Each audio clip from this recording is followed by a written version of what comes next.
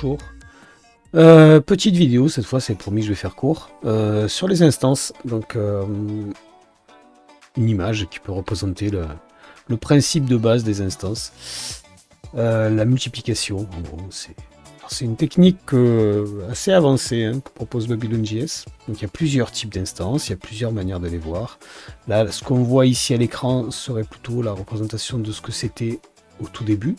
C'est-à-dire, on a un objet qu'on peut répéter plusieurs fois dans notre scène.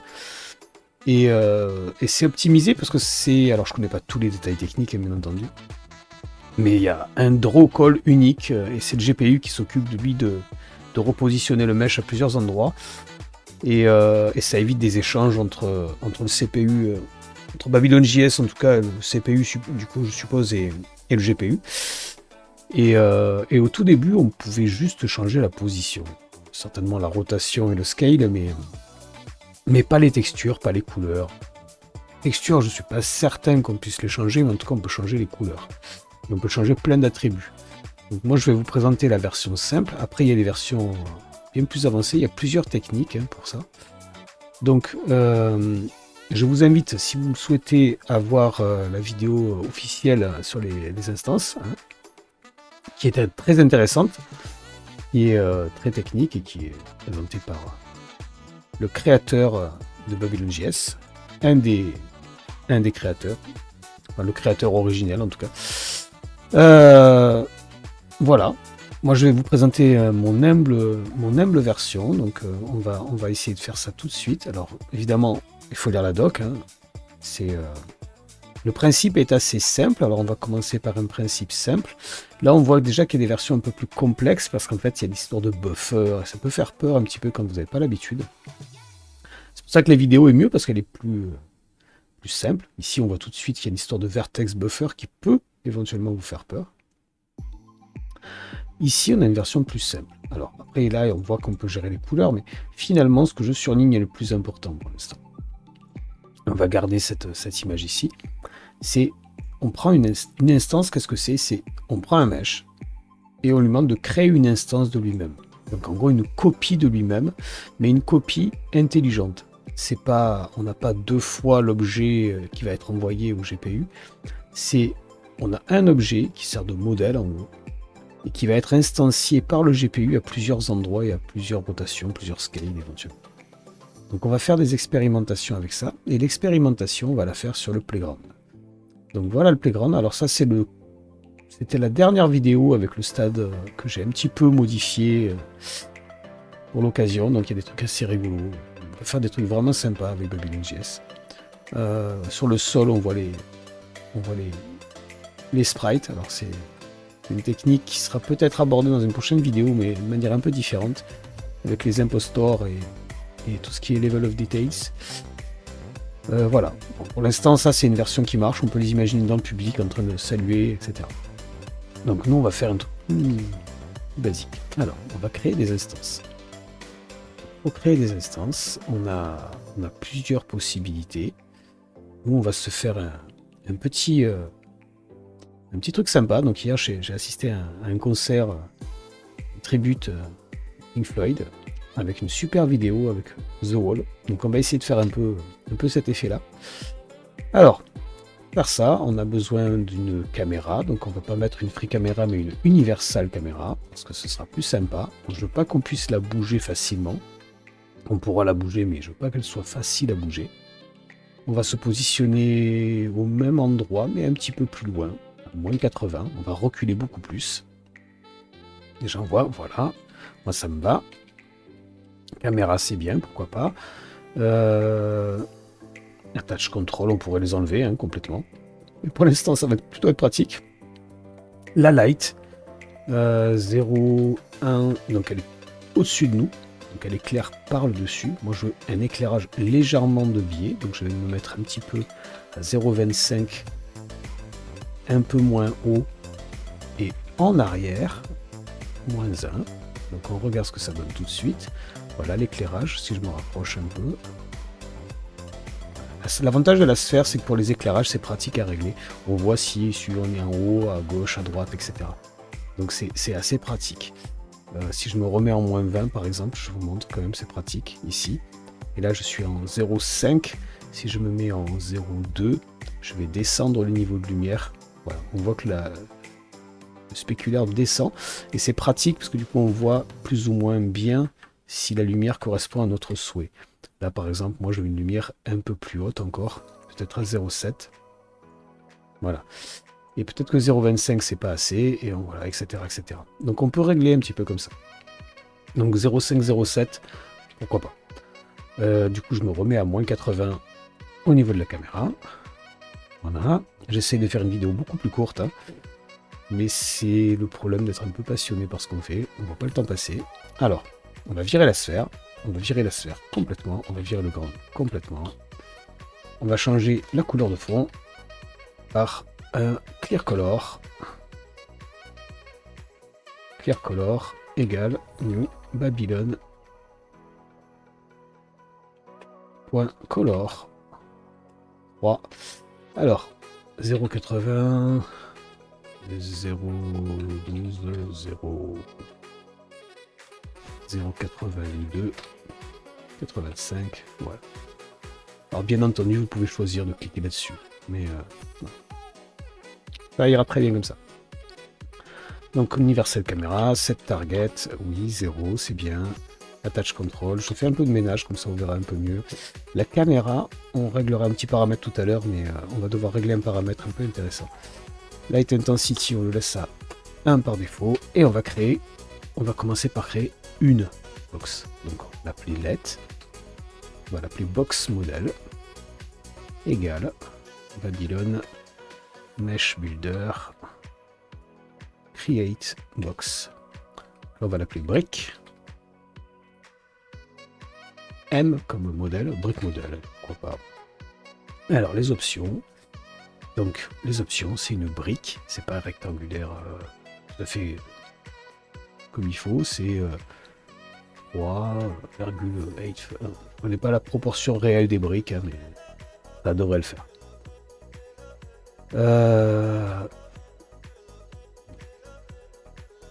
Il faudrait regarder une vidéo pour voir quelle est la proportion. Pour être le plus proche possible. Position, déjà si je fais ça, j'ai ma brique ici au fond. Je m'approche, et déjà, j'aimerais bien qu'il y ait un petit truc en plus, c'est qu'on voit un peu comme du toon shading, alors pas aller jusqu'au du toon shading, mais j'aimerais bien voir les faces dessinées. Et ça, les faces dessinées, je vais pas faire comme d'habitude, je vais pas vous montrer la doc à chaque fois. Et box model, voilà. ED, et là on voit que si je tape ED, j'ai Edge Renderer, Edge Color, etc., etc. Donc moi, Edge Color, ça me va bien. Alors c'est un new Babylon.color, et moi je veux du noir. Déjà. Alors ça fait pas grand chose, je crois, si on fait run, là, voilà, c'est normal, parce qu'il faut l'activer, cette fonctionnalité. Donc, ensuite, box model, point, enable, edge rendering, distant picking, enable pointer movie. Enfin, on voit qu'il y a plein de choses intéressantes. Ok. Run. S'approche. Il manque encore un petit détail, je pense. C'est la largeur des... Alors, edge width égale. Et si on met 25, ça fait peut-être un peu beaucoup. Entre 10, je ne sais pas du tout en quelle unité c'est. Alors, on a encore un petit souci. Voilà, on n'est pas trop mal, mais on n'a toujours pas les edge. Donc, edge is color, ok, on est bien. Color 4, on est mis. 4, c'est mieux. Edge rendering, edge width, on est pas mal pourtant là. Il doit me manquer un truc. Ah ben non, c'était juste color 4. J'avais fait une erreur sur le color et du coup il ne le prenait pas en compte. Donc on n'a pas besoin d'un color 4. C'est peut-être un peu beaucoup ce que j'ai mis. C'est peut-être un peu beaucoup. J'aurais pu mettre un color 3 si j'avais enlevé le quatrième paramètre simplement. Allez. Edge width 5, 6. Voilà, on avance. On est bien. C'est ressemble à une brique plus ou moins. Couleur est blanche en tout cas. Allez, ça ira. Donc, en théorie, on devrait faire ça. I égale 0. Donc ça, vous connaissez maintenant. I inférieur à 40. I plus plus. Et là, je ferai par exemple, normalement, ça. Je devrais prendre ça et le mettre là. Ou éventuellement, faire par exemple let box égale box model clone. Là, ça clone l'objet. Attention, ça le clone complètement. C'est pas tout à fait ce que je veux faire, donc je vais vous montrer l'intermédiaire. Je peux pas m'en empêcher. Box.position x par exemple égale i. Ouais, on a dit que c'était combien? 3. I fois 3. On va les mettre un peu décalés. On en met 40, donc on fait entre parenthèses. Donc en théorie, c'est 20 fois 3. Je vais y arriver. Moins fois 3. Donc là, on a plein de briques. Et on voit qu'elles ne sont pas toutes entourées. Donc visiblement ça, il faut le faire à chaque fois. Box. Pas box modèle du coup, mais box. Voilà. Voilà. Donc là, on est content. Sauf que, moi, ce qui me plaît pas, là-dedans, en dehors du fait qu'on va en faire beaucoup au-dessus, nodes.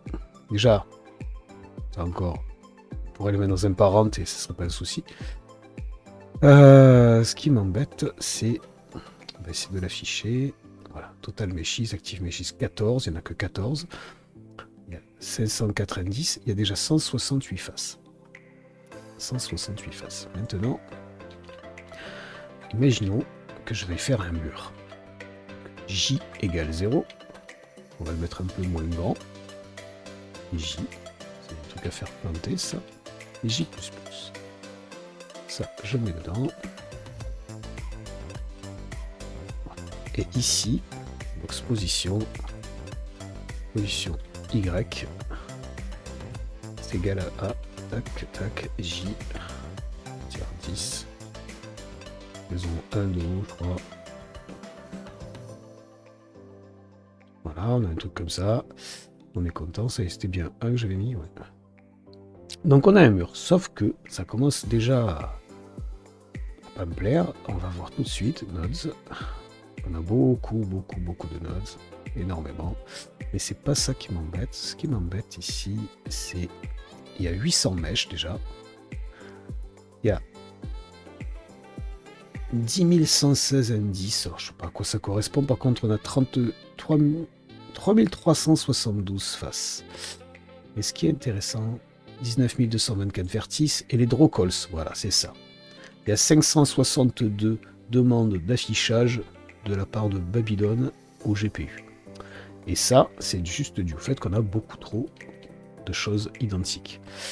Donc, il va falloir qu'on change juste ça. Box, c'est pas un boxModel.clone, c'est boxModel.create instance. Je vais voir ce qui se passe si je ne change que ça. En apparence, ça marche pareil. On retourne ici.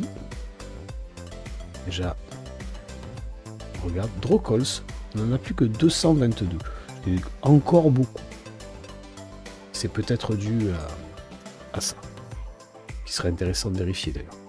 Si j'enlève Edge Color, 222 draw call. Regarde. 1. Il y a un seul draw call alors qu'on a 40 fois 20. On a 800 éléments affichés. C'est pour vous montrer. Le truc, c'est que si je fais ça, c'est pas bien grave. Je reviens en arrière. CTRL C, comme ça je le perds pas. Et je vous remets le clone, qu'on voit bien la différence. Donc là, on a un seul draw call. Ici. Je reviens ici. On en a 281. Donc ça prouve bien qu'il y a une énormissime différence. Alors, voilà, je me remets sur mon create instance. Alors c'est ça qui prend, mais c'est pas grave. On gagne quand même. Je sais pas imaginer le... Il y avait combien de... On va voir juste pour le fun. Combien de draw calls il y avait. 522 avec les instances. 262. Pas mal. On a déjà gagné pas mal de trucs. Donc ce qui est intéressant maintenant, c'est de finir tout ça. Alors on va faire juste un petit truc. On va faire un let. Bricks égale cocher. On va mettre nos box ici. Box.push. Non. Bricks. Push de box. Donc le principe est assez simple, hein, je ne l'ai pas détaillé, mais on vous demande de créer une instance. Et l'instance, on peut la déplacer. Il faut se méfier, l'instance existe toujours. On peut l'ajouter elle-même, mais nous, on va faire en sorte de la déplacer ailleurs. Pour l'instant, on va rester comme ça. Donc là, je crée juste un tableau avec mes briques. On va pas faire un merge mesh comme j'avais fait dans la vidéo précédente. On va les garder comme ça. Moi, ce que je veux, par contre, c'est qu'elles ne soient pas à l'écran. Je vais les reculer un petit peu. Donc, box, point, position, point Z égale, alors je pourrais faire un seul appel, mais peu importe. Donc on va les mettre à Babylone, point, scalar, random range, je vais les mettre derrière moi. Donc de moins 300 par exemple, ou de moins 250 à moins, et je suis à moins 80, donc moins 80 par exemple, moins 90, derrière moi. Si je fais run de ça, je me retourne, elles sont bien là et elles sont éparpillées un peu dans tous les sens. Ça c'est pas mal déjà. Alors maintenant j'ai toujours celle-là devant. Il n'y a rien qui m'empêche à elle aussi de... On va même être encore plus simple. Box modèle, point position, point Y, point Z égale moins 250. On aime avec les autres mais on la laisse là-bas. Je vais faire avancer les briques. Donc, je vais faire avancer les briques. Il y a un moyen très simple de faire ça. On fait un scène. Register before render. On fait une petite fonction qui va déplacer tout ça. Donc, i égale 0. I inférieur à, eh bien c'est facile, et du coup c'est bricks. Length. On peut faire aussi un let brick of bricks. Ah, c'est peu différent. Et là on fait brick, brick, par exemple, point position, point Z, plus égal 0.016 par exemple. Run. Est-ce qu'elle bouge? Elle bouge, mais pas très vite. Mais elle bouge. Si j'enlève ça, run, et hop, on voit les briques avancer. Ça commence à être intéressant, mais elles avancent toutes à la même vitesse. Ça peut être un choix. Moi, j'aimerais bien avoir des vitesses différentes. Comment est-ce que je pourrais faire ça? Mais j'aimerais bien avoir des vitesses différentes, mais qu'elles conservent leurs vitesses différentes. Pas que ce soit au hasard. Pour faire ça, au lieu de pousser ici l'objet, directement le modèle, je vais juste faire ça. J'encapsule là, speed, 2 points, virgule, modèle, 2 points. Et dans le speed, je mets quoi? Je mets un Babylone, scalar, random range, et là par exemple je me mets entre la vitesse entre 0,15 par exemple et 0,5. Donc j'ai bien ça, je ferme mon objet, et ici au lieu de faire brique, ici c'est plus des briques, c'est plus des modèles, c'est bien un tableau, et c'est pas brique.position, et brique.modèle, point position, plus égal, brique.speed. Je fais run. Voilà. Alors, on voit pas trop la différence parce que l'écart est faible, mais elles ont des vitesses différentes. On peut vérifier ça facilement hein, en demandant de faire ça. Voilà. On en voit qui vont un peu plus vite et d'autres qui vont un peu plus lentement. Tout est subjectif, bien entendu. Donc maintenant, ce qui est intéressant, c'est qu'elles s'arrêtent. Je ne voudrais pas qu'elles aillent à l'infini. Je veux qu'elles reconstituent un mur. If. Alors, on peut faire de plein de manières différentes. Je vais vous montrer. If brick.modèle.position .z. Si c'est inférieur à 0, j'ajoute la vitesse. Donc déjà, ça va marcher, ça, parce que ça va s'arrêter à partir du moment où elles arrivent à 0. On voit pas bien, hein, mais j'agrandirai après. J'enlève l'inspecteur. Déjà, ça commence à être intéressant. Mais il va y avoir des petits problèmes de précision, je pense. Parce que la vitesse étant pas toujours la même, voilà, on a des briques qui s'arrêtent. Et si jamais elles se déplacent, elles s'arrêtent presque, elles sont inférieures à 0, oui, on additionne et elles deviennent supérieures à 0. Or, rien n'est aligné. C'est un effet intéressant, mais c'est pas ce que je veux faire. Et en fait, je pourrais tester ici, par exemple, if, brique, machin, et le clamper à 0. Je pourrais tester si c'est supérieur à 0. Mais j'ai une autre fonction en Babylon.js qui est très sympa. Alors c'est Babylon. Point. Scalar. On l'a déjà utilisé une fois. Je vais y arriver. Scalar. Point. Move forwards. Et en fait, ce truc-là prend un chiffre et le tend vers un autre. En s'assurant de ne pas ajouter plus que ce que vous lui demandez. Du coup, on fait simplement box position Z. On donne la position, on lui dit que ça tend vers 0 et que la quantité qu'on va donner, c'est brique. Un speed. Voilà, point virgule. On enlève ça et ça nous renvoie une valeur. Donc il faut quand même qu'on la récupère. Voilà. Donc ma position en Z, c'est égal à ma position en Z qui tend vers 0 avec cette vitesse-là. Je fais ça. Et voilà, ça commence à être sympa. Alors il y a un petit défaut qu'on ne voit pas forcément, suivant la position. Voilà, je vais essayer de le provoquer. Hop, voilà. En fait, suivant la position de la caméra, l'objet nous passe à travers, mais on voit à travers vraiment.